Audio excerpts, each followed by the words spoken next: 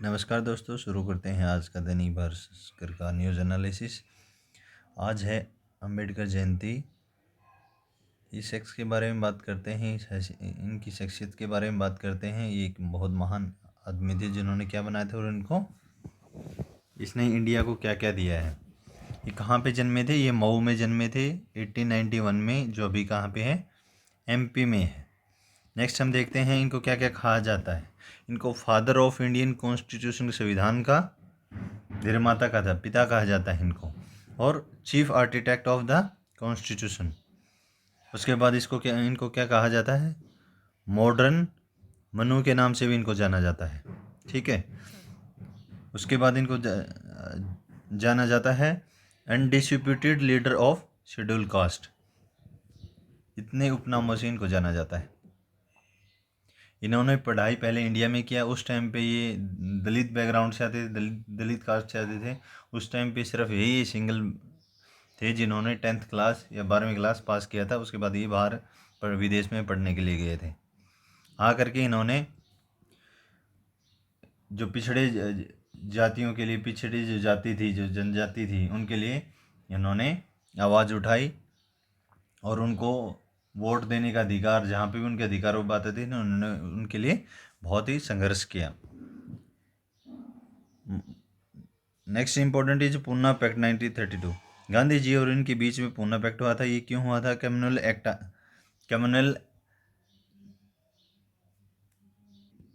1919 के, जब अंग्रेज एक कानून लेके आए, 1919 का कानून लेके आए थे, उसमें ये कम्युनल इलेक्टोरेट का एक प्रावधान दे दिया गया था, और जो पिछड़े लोगों के लिए अलग से उनके सीट रिजर्वेशन की बात की थी। इसके ऊपर गांधी जी का इनसे अपोजिट व्यू था, इसीलिए, और ये उसके समर्थक थे। लेकिन गांधी जी ने आमरण अनशन किया और इसके लिए इन दोनों के बीच में पैक्ट हुआ, समझौता, जिसको पूना पैक्ट। इसमें ये डिसाइड हुआ कि जो जनरल इलेक्टोरेट हैं, सभी के अंदर जितने भी सीटें हैं, उन्हीं के सब के अंदर जहाँ पे भी उनका बहुमत होगा, तो वहाँ पे ही उनको सीट दिया जाएगा। उनके लिए अलग से बता करके इतनी % रिजर्वेशन नहीं किया जाएगा। इस बात के ऊपर इनका समझौता हुआ था। इनका एक, जिसको क्या बोलते हैं, यरवड़ा जेल में हुआ था, पूना में। उसके बाद 1936 में इन्होंने एक पार्टी का गठन किया जिसका नाम था इंडिपेंडेंट लेबर पार्टी। एंड उसके बाद ये सबसे इम्पोर्टेंट, ये पूछते हैं बहुत बार कि ड्राफ्टिंग कमेटी के, कॉन्स्टिट्यूशन ड्राफ्टिंग कमेटी के अध्यक्ष कौन थे? तो ये थे, कौन थे ये? डॉक्टर भीमराव अम्बेडकर थे। इनके साथ 1+6, मतलब एक ये थे और 6 इसके मेंबर थे। जीवन की लास्ट ईयर्स में ये जाकर के क्या बुद्धिज्म अपना लिया था इन्होंने। हिंदू धर्म से चेंज होकर के ये क्या बन गए? बुद्धिस्ट बन गए थे। इनकी बहुत सारी बुक हैं, जो मोस्ट इम्पोर्टेंट बुक हैं, जैसे the annihilation of caste, the Buddha and his Dhamma. Next is FEMA मामले में शियोमी को पूरा इंडिया हेड तलब। कौन कर रहा है? ये ईडी कर रहा है। ईडी का फुल फॉर्म आपको पहले ही बता गया था, क्या है? इन्फोर्समेंट डायरेक्टरेट इसका फुल फॉर्म है। और ये कब बना था? ये बना था 1956 में। लेकिन पहला जो इसका नाम था वो था इन्फोर्समेंट यूनिट नाम था, और ये बना था, कब बना था? 1956 में बना था। एक साल बाद इसका नाम चेंज कर दिया, तो इसको यूनिट को हटा करके यहाँ पे क्या लिख दिया? डायरेक्टरेट लिख दिया। और ये किस एक्ट के अंतर्गत बना था? ये बना था फेरा एक्ट ऑफ 1947। फेरा का फुल फॉर्म क्या है? फॉरेन एक्सचेंज रेगुलेटिंग एक्ट, ये नाम फेरा का है। उसके बाद दूसरा अभी नया आ गया, फेमा आ गया। एक नया रूल कौन सा आ गया? फेमा आ गया। ये क्या है? अभी इन दो के अंतर्गत ही कार्रवाई करती है। ये क्या? फेमा है, फॉरेन एक्सचेंज मैनेजमेंट एक्ट आ गया अभी 1992। और एक आ गया पीएम पेमला। ये क्या है? Prevention of money laundering act of 2002। इस दोनों के अंतर्गत ये कार्रवाई करती है। उसके बाद फुगिटिव ऑफेंसिव एक्ट है 2018 का। फुगिटिव जो भगोड़े हो जाते हैं, फुगिटिव ऑफेंस एक्ट है 2018, उसके अंतर्गत भी ये कार्रवाई करती है। मनी लॉन्ड्रिंग क्या होता है? कोई भी काला धन है, कोई भी अवैध धन को वैध करना is money laundering. Next is Commonwealth game, that is राष्ट्रमंडल खेल, जो अभी 2022 में होने जा रहे हैं। कहाँ पे हो रहे हैं अभी? ये यूके में होंगे, अभी यूनाइटेड किंगडम में होंगे, ब्रिटेन में होंगे। इसके बारे में बात करते हैं। फर्स्ट टाइम में कहाँ पे हेल्ड हुए थे? पहली बार 1930 में कनाडा में शुरू हुए थे। हर 4 साल में एक बार होते हैं। और 2026 में कहाँ पे होंगे? ऑस्ट्रेलिया में होंगे। इसमें पहली बार क्या कर रहे हैं अभी? इसमें पहली बार नया कानून लेके आ रहे हैं। इसमें कुश्ती का शूटर्स और तीरंदाजों का गेम नहीं हो रहा, शूटिंग नहीं हो रही है और न ही पहलवान इसमें भाग ले रहे हैं। तो ये हमारे लिए, इंडिया के लिए बहुत ही, खिलाड़ियों के लिए बहुत ही निराशाजनक बात है, क्योंकि सबसे ज़्यादा मेडल भारत इन्हीं दो में से जीतता था। लेकिन इसमें पहली बार किसको शामिल किया गया है? T20 क्रिकेट को इसमें शामिल किया गया है। अब की बार क्रिकेट भी इसमें एक गेम होगा।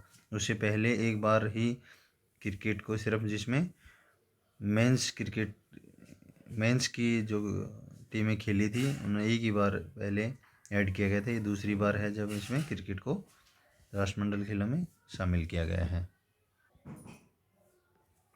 नेक्स्ट हम देखते हैं लालपुरा राष्ट्रीय अल्पसंख्यक आयोग के चेयरमैन नियुक्त। इसमें इकबाल सिंह लालपुरा को केंद्र सरकार ने राष्ट्रीय अल्पसंख्यक आयोग का राष्ट्रीय चेयरमैन नियुक्त किया गया है, नियुक्त कर दिया है। क्या है ये? कब ये बना था, कभी स्टार्ट हुआ था? फर्स्ट जो नेशनल कमीशन, माइनॉरिटी कमीशन था 1993 में स्टेटूरी बन गया था। एक्ट बना करके इनको लागू कर दिया नेशनल लेवल के ऊपर। कौन से एक्ट के अंतर्गत बना था ये? National commission for minorities act of 1992। इनके अंदर उस टाइम पे उसमें कितनी माइनॉरिटीज़ थी? 5 माइनॉरिटी डिफाइन किए गए थे। कौन कौन सी थी? मुस्लिम, क्रिश्चियन, सिख्स, बुद्धिस्ट और पारसीज। उसके बाद 2014 में जैन को और ऐड कर दिया, और अभी टोटल मिला करके 6 हुई। कितने बंदे होते हैं इसमें? एक चेयरमैन होता है, एक वाइस चेयरमैन होता है और 5 मेंबर होते हैं। इसके टोटल मिला करके 7 पर्सन होते हैं। और इनका टेन्योर कितना है? कार्यावधि कितने साल की होती है? 3 साल की कार्यावधि होती है इनकी। नेक्स्ट इज डीएसपी स्तर के अधिकारी करेंगे SC/ST पर अत्याचार के मामलों की जांच। अभी हरियाणा में क्या है, हमारे गृह मंत्री कौन है अभी? अनिल विज हैं, जिन्होंने क्या ऑर्डर पास किया है कि जो भी SC/ST पर अत्याचार हो रहे हैं, उनके खिलाफ जो भी कार्रवाई किया जाएगा, जिसकी जांच करेगा, वो DSP स्तर का कोई अधिकारी करेगा। नेक्स्ट हम देखते हैं ई कचरा, मतलब ई वेस्ट मैनेजमेंट कैसे कैसे करना है, क्या क्या होता है। तो भारत अभी तीसरे नंबर पर है, जिसमें ये ई कचरे का उत्पादन करता है यहाँ पे। जैसे पहले नंबर पे चीन सबसे ज़्यादा करता है, उसके बाद अमेरिका, तीसरे नंबर पे भारत। इसको कौन सी ई कचरे को 2 श्रेणियों में बांटा गया है। एक तो है आपका IT में जितने भी इलेक्ट्रिकल के सामान यूज होते हैं, उसकी एक कैटेगरी है। उसके बाद दूसरा है इलेक्ट्रॉनिक्स की। नेक्स्ट हम बात करते हैं कि कौन कौन से पदार्थ होते हैं। तो आपको मालूम है, जैसे शीशा होता है, PCB होता है, पारा होता है, ब्रोमिनेटेड फेम, ये सब इसमें आते हैं। उसके बाद इसके नियम बनाया है 2016 में, इसके लिए ये नियम बना दिया था, ये रूल बना गया है। इसके अंतर्गत ही सबको बताया गया है कि जो भी प्रोडक्शन वाला होगा, जो भी इसको प्रोड्यूस करेगा, कचरे को प्रोड्यूस यूनिटिंग होगी, उसी की जिम्मेदारी होगी इसको निस्तारण करने की, इसको डिस्पोज करने की भी उसी की जिम्मेदारी होगी। कौन से एक्ट के अंतर्गत है ये?